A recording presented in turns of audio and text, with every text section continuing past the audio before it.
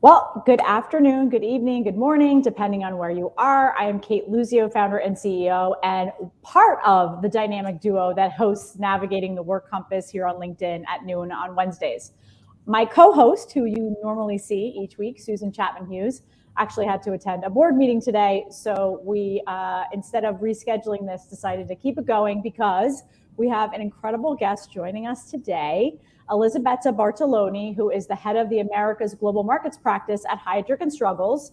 She's going to talk a little bit about what that means for those of you that don't know, but Heidrick and Struggles is one of the top 4 executive search firms around the world and is seeing and living everything that we are talking about and have been talking about for the past year around women in the workforce, the Great Resignation, hiring, what candidates are looking for. And whilst Elisabetta focuses within the global markets sector, financial services, et cetera, she can give a great view. So welcome, Elisabetta. Well, thank you, Kate, for having me today. It is exciting to share some insights of what is going on in the market or what candidates want, and really grateful to be here. So very quickly to introduce myself and Heidrick so that everybody has a better sense. So Heidrick, yes, is a global executive search firm. We're publicly traded. We're listed on the NASDAQ. We cover all sectors. I am part of the financial services practice. And as you, Kate, mentioned, I run our global markets practice for the Americas, which really means a lot of the capital markets, sales and trading and research type of roles. I've also have done a lot of work on the investment banking side and some of the functional roles across, boards and CEOs. So that's my quick story. And I'm sure everybody can catch an accent. So I was born and raised in Florence, Italy. And even if now I've lived half of my life here in the States and half of my life in Italy, I still have an accent. And by the way, a lot of people call me EB. And so in the future, if you call me, you can definitely use that if it's easier. Well, I use that. So, and it's, I think it's a part of our story here. And I think this is also even just now, as we're 2 years into this, is EB and I got connected when I was still in banking and through Heidrick and sort of what I wanted to do next and what roles were out there and what kinds. This is before the Great Resignation. This is before the pandemic. So we got connected. And what I love about what you're doing and what Heidrick is doing is just this big global view, right? It's not just here in the US. It's not just here in New York. It's a global view across all sectors. It's also across all functions of jobs, CMOs, heads of HR, DE&I, and boards. So we actually had EB participate, I guess it was last week or the week before, in a corporate roundtable that we host at Luminary every month, and talking about more from a candidate's perspective, how the tides have changed or the tables have changed as we think we're in the hottest labor market in many years, meaning there's a war for talent. You have, in particular for financial services, obviously lots going on. There was an article in Bloomberg today about just the packages, and the size of the packages are some of the largest we've ever seen. Yep. What are you hearing from candidates right now, particularly women that are maybe looking for the change or for the first time in a while have said, I'm open to change? Yeah, I would say if we really focus on women, I would say that one thing that I hear more and more is about flexibility. And it's something that women actually also talk about or ask about flexibility when they go into interviews with a client, which is something that in the past never happened. And now I see women being much more front and center, confident, I would say, also about asking the question. Because I think in many ways we have seen that we can be very productive also working from home, and especially for women, if they have young children, it's very important to maintain a certain sort of flexibility. So flexibility is one thing that I definitely see. I also see clearly career advancement. This has not changed and is actually become even more important. So what is really the opportunity? It's not about the job. It's not just about the comp. It's really the role, and does it have a leadership piece into that?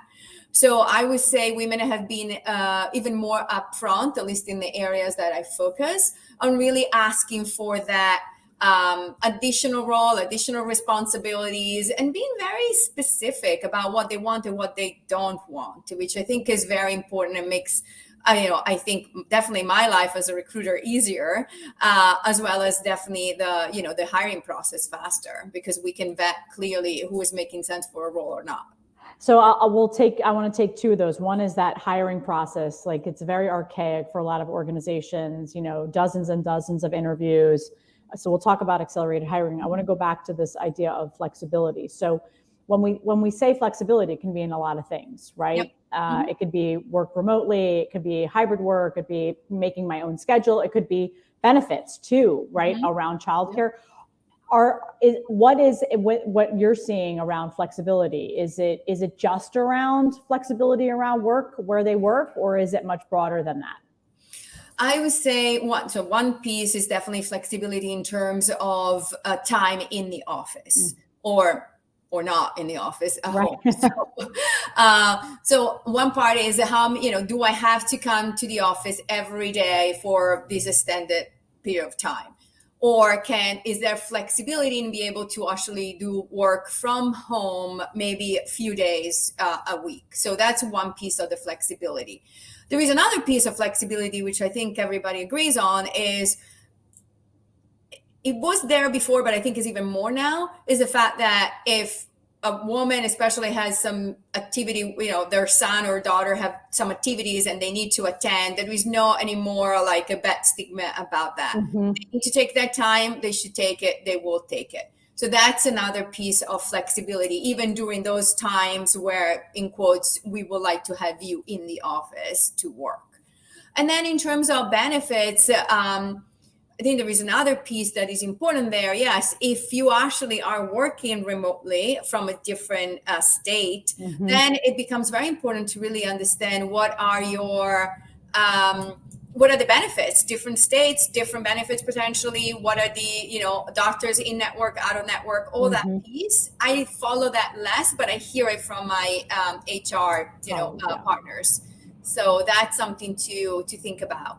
That I would say are the three things that come to mind. As we think about more than 5 million women left the workforce in that first year of the pandemic.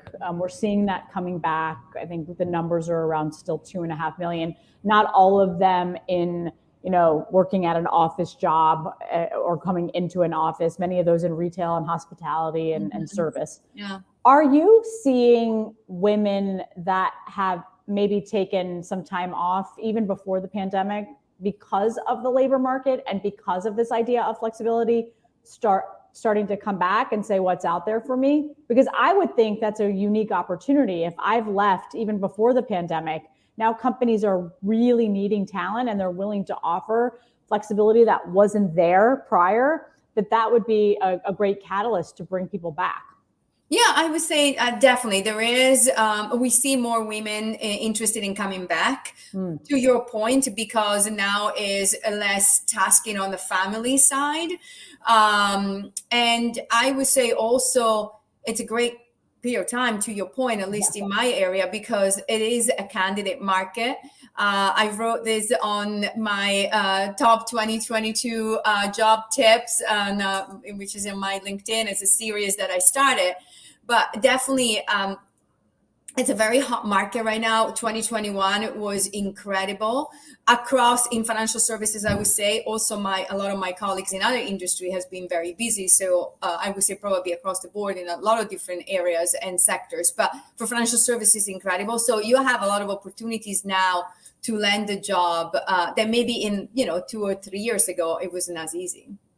And I want to talk about your job tips. We'll get to that. And I want to have you share a few of your top tips.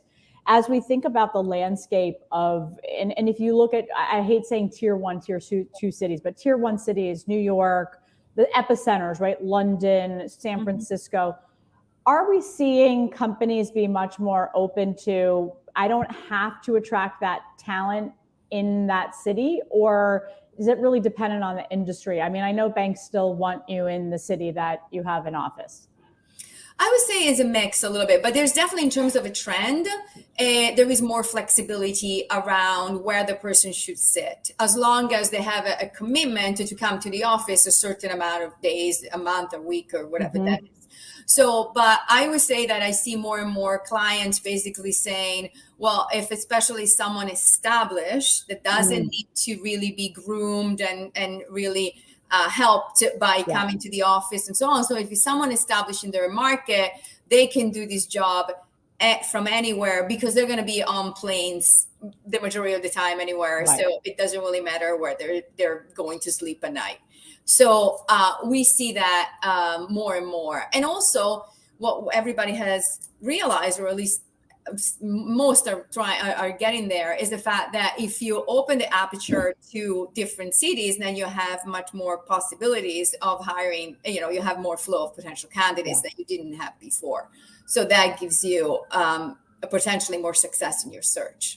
Do you think that, if you think about just the banking market, and I've talked a lot about this, it was very thin at the top, right? So banks in particular would go after the same, and I'll use women, right? It's like, oh, they're here in New York or they're in London and they're great, and we don't have to coach them and mentor them, and we can do all that on the side, but they know how to run a business and they're in the city. Knowing that there aren't that many women still at the top, it was very slim. Now, as you said, you open that aperture, you actually could get talent that you aren't competing necessarily with everyone else on the street for, because you're open to different cities and different kinds of talent.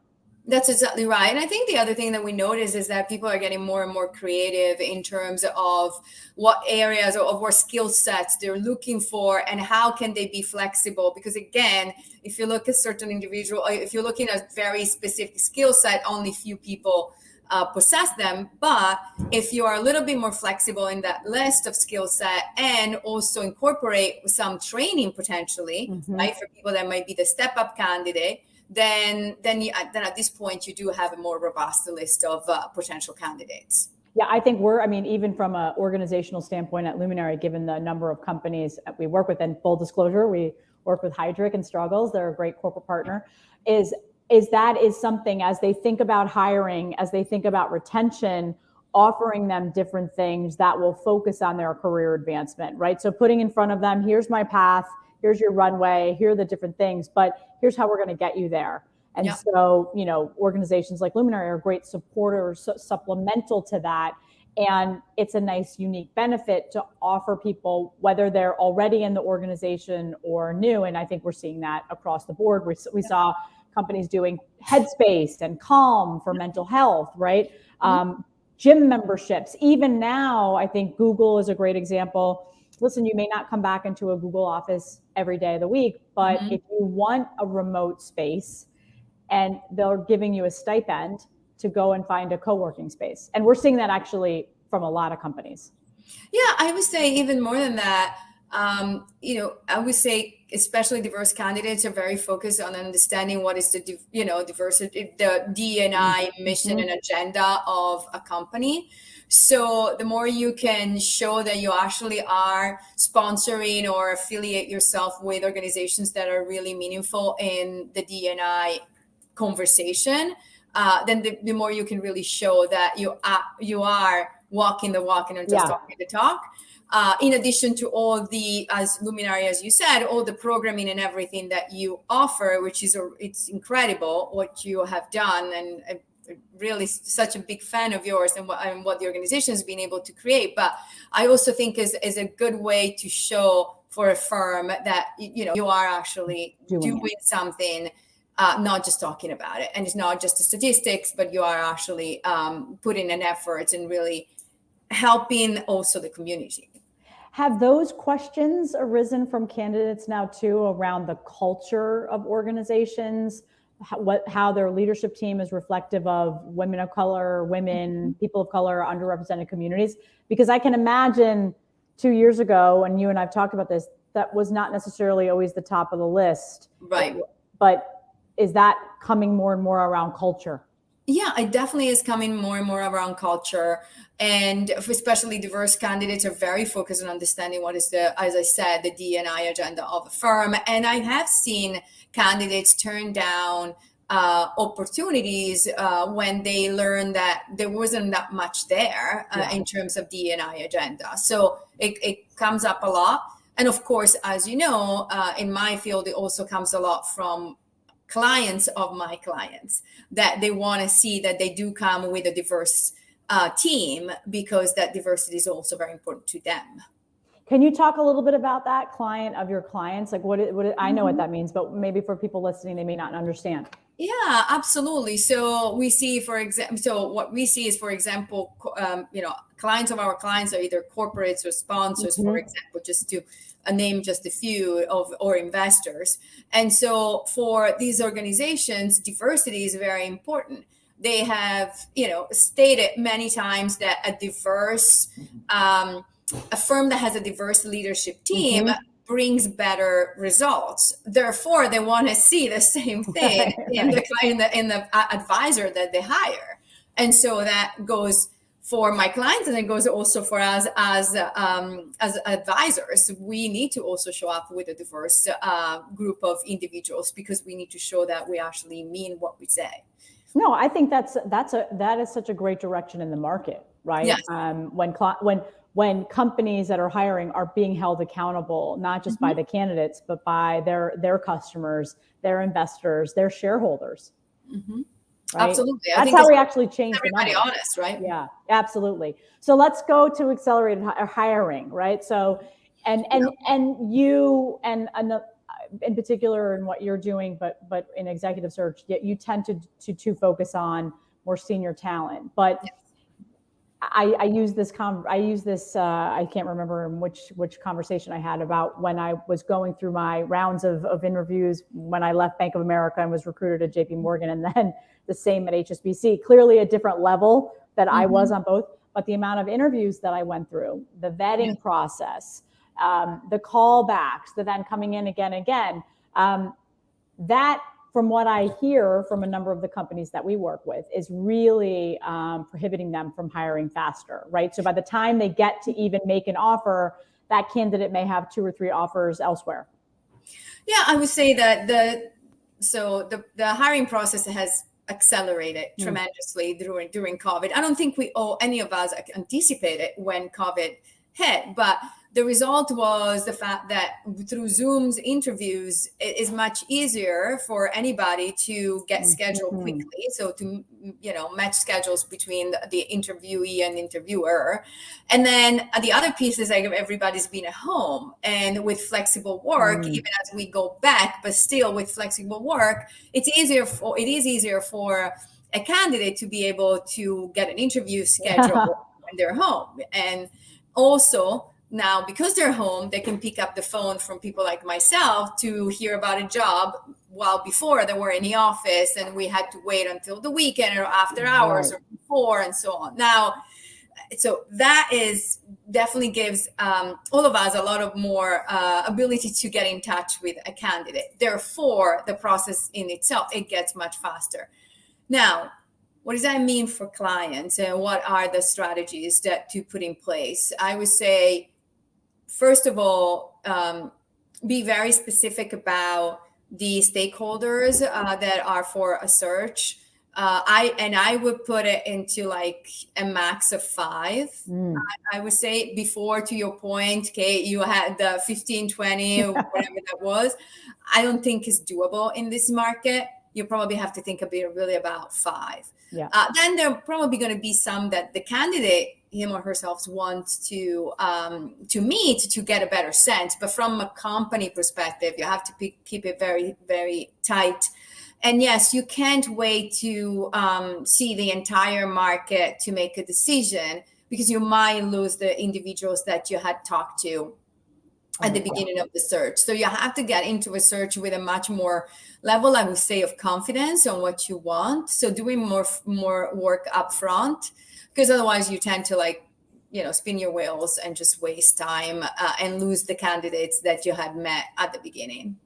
Yeah, I remember, I won't say the different organizations, but there wasn't, no one did Zoom interviews. And I remember people would say, oh, make sure you don't see anyone in the lobby, because the banking world's a small world. And then you'd get a call, hey, I saw you in our lobby. What are you doing here? oh, that wasn't me. So it has made the interview process, even still confidential, that much easier. So, and I think what we're seeing, and Susan and I've talked a lot about this, the number of calls that are now being made, right? So, hey, that talent might not have been available before, maybe they'd be open now, right? Yeah. And what are the benefits and the flexibility that you're now offering that might be interested, or before it was you had to move, now that may no longer be the case. Yeah, absolutely. And I would say also we're coming up right now with a lot of banks have been announcing compensation and paying bankers. So it is a very active market, and it's going to start really soon with a high number of musical chairs. So it's really important to get to, as I said, to a fast process. Yeah, I think between now and March, we know is the time, and then April, we'll start seeing all the new announcements on LinkedIn and where they're going. I want to switch gears to job tips, because you started on LinkedIn. So for those of you that don't follow Elisabetta, follow her on LinkedIn. She just started her job tips. So one, can you talk about why you started it? And two, what's the objective? And then hopefully three, you'll share a couple of tips. Yeah, absolutely. So first of all, maybe I'll say what it is, and then we'll go into those other points. So basically, it is a series that I decided to start publishing, and you will see it published every pretty much 2 weeks. And it has, as a series, different parts. So I released part 1 last week. And it's going to be really top tips for candidates in a very hot market. So how can I help you set you up for success in a market that has a lot, that is very quick, very as we said, it's a job candidate market, but still has a lot of complexities and varieties, because a lot of, at least my candidates now, also are hired in a lot of different areas. So how you navigate these different areas where they're not really your bread and butter. So so the first series that the first part is about resumes. And I always get this question, especially for candidates that are thinking about looking at different areas where they have an interest, but they don't have any expertise in that area. Now they're looking at their resume and say, okay, how am I going to make it effective for this other field that I'm really, not an expert in. So they're thinking about creating multiple resumes. And so I always get the questions, shall I do that? How do I do it? And what's important? So my tips there were the following. One, yes, you can definitely have more than one resume. I wouldn't have a million, because then you'll but you can definitely have more than a resume. One. Two, the importance, what you have to keep in mind is that you're just telling the same story, which is your story, prioritizing different parts. So, but you're not changing the story, or you're not omitting any part of the story, because otherwise what can happen is that if you omit parts of your history, or your job history, and then it gets found out later that a job is not there, and it's very easy to find out that you can, especially in my world, you can look at broker checks or other background checks. Then it might give really an impression that you're hiding something. And so that creates big problems at the end. And I've seen many individuals losing that opportunity over that kind of mistake, which, they didn't think it was a big deal. A big deal. A big deal. The other piece I would say that is important is that as you think about creating your multiple resumes, then you just highlight different parts of your experience. So if you are in your regular role and you are a big producer, then of course you will have all your production numbers and all of that you want to highlight. But if you're looking for a role in a functional role where production is not that important anymore, then you want to highlight your managerial skills, leadership skills, and so on. So those are the tweaks and the nuances that I would say, but keep it keep it consistent, because it's very, from a content perspective, even if you might change things in the way they're written, but the data should be consistent, because otherwise it can create issues. That I couldn't agree more. I think people don't realize how important a resume is. And if you've gotten results on there and numbers, it's pretty easy to check too, right? So be honest and truthful. One of the questions that came in was around talking about multiple resumes.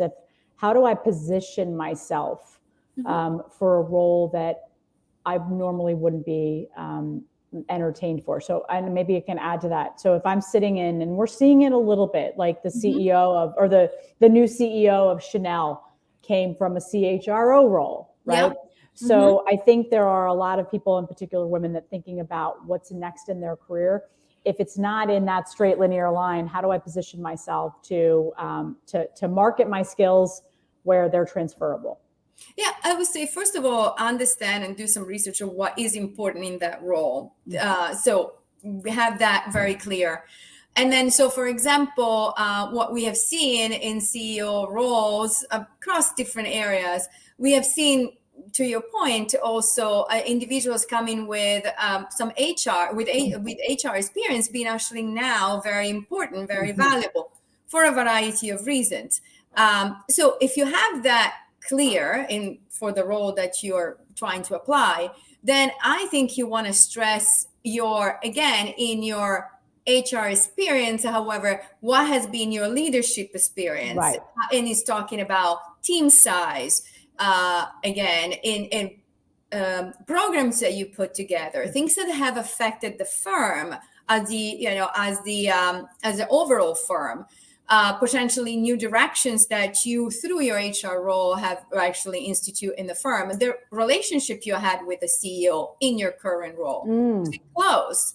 So that is a very important story. I've sat next to the CEO every day, advising him or her on XYZ things. So that proximity is key, because it gives the employer the impression that, yes, I mean, it's not that foreigner, that, she will be able to understand, or he will be able to really migrate into this role much easier than probably others that have not had that experience. Yeah, and I think that all of those things are great tips. I think also thinking about, who have you presented in front of? The board, right? The leadership committee, all of those things, right? You have to tell your story because no one's going to tell it for you. Right. And I think the hard part is to write, one thing is when you have the opportunity to tell it verbally, and the other one is in writing. Right. So I think there is an art there a little bit on the ability to do it, but you really have to find a way to your point, stress those things in writing, because hiring managers are actually looking at resumes very, very closely. I had clients basically saying, we want to make sure, and we don't change resumes, by the way. So you use what is provided to you. What is provided from a variety of reasons. But I've even had clients basically saying, we want to see their actual resumes. And we say, yeah, that's what you have. But my point is, the reason why they want to see the actual resume is because through that, they think they can get a sense of their ability to write, communicate, of course, in writing, as well as attention to details, among other things. So the resume is a really important piece of the process. And some people don't think about that. Yeah, they just put it together, and here's the they're like, okay, I'm not going to see it, but it's actually a very important part of the whole recruiting process. Yeah, this time always goes by so fast. I have one more question that came in around board resumes, right? So multiple resumes. Maybe you're not retiring yet. You're still working full time, but you are thinking about boards. How to best position yourselves? Is that a separate kind of resume? Yes, so I'll go quick.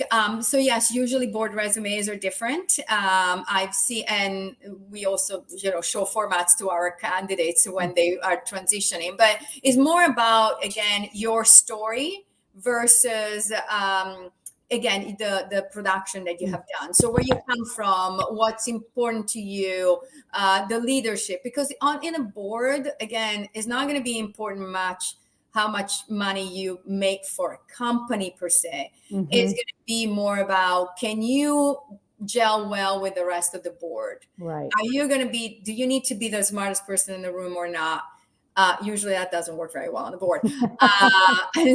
And what skill set you bring to the table to really help the board get to the next level. It's less about, as I said, Nestle, how many people you'll have in your team and what the revenues being of your group.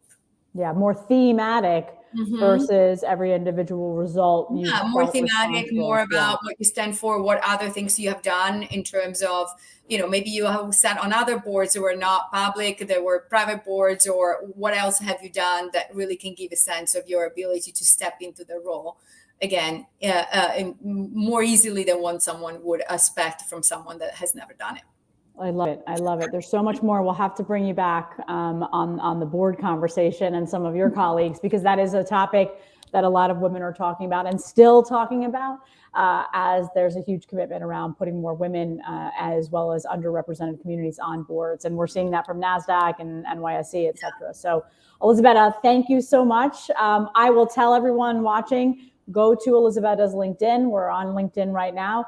Her new series is incredible and very easy to glean tips and put them into practice immediately. So whether you are looking for career tips, your children are, someone within your environment, point them in the right direction to Elisabetta's LinkedIn. And Elisabetta, thank you again for sharing today and talking about what's going on in the market. It was great to have you on Navigating the Work Compass.